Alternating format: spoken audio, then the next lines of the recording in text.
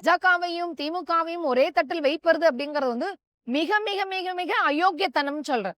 அதாவது தமிழ்நாட்டுக்கு இவர் பெரிய துரோகியாக தான் விஜய் இருக்கிறாரு. அதாவது இவரை வாழ வைத்த தமிழ்நாட்டுக்கு எதிராகவே இவர் எல்லாம் செஞ்சுகிட்டு இருக்காரு. பிஜேபியால தான் தமிழ்நாட்டுக்கே ப்ராப்ளம் இருக்கு. இப்ப நியூஸ் வந்திருக்கு. நீட்டோட பிஜி எக்ஸாம்ல என்ஆர்ஐ கொட்டேஷன்ல கோர்ட்ல போயிட்டு இவங்க சீட்ஸ் வாங்கியிருக்காங்க. யாரு? உயர் ஜாதி ஏழைகள். 2 கோடி, 3 கோடி, 4 கோடின்னு குடுத்து வாங்கியிருக்காங்க. நீட் தேவையில்லை அப்படின்னு. நீட் அப்படிங்கிறது ஒடுக்கப்பட்ட மக்களுக்கு எதிரானது, மாநில உரிமைக்கு எதிரானது, கல்வி உரிமைக்கு எதிரானது.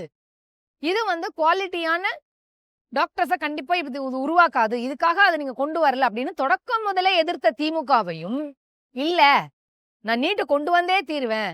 இதன் மூலமாக அனிதா உட்பட பல குழந்தைகள் செத்தாலும் பரவால்ல, நான் நீட் எக்ஸாம் வைப்பேன். அது குவாலிட்டியான டாக்டர்களை உருவாக்கும்னு சொல்லி பொய் சொல்லிட்டாங்க.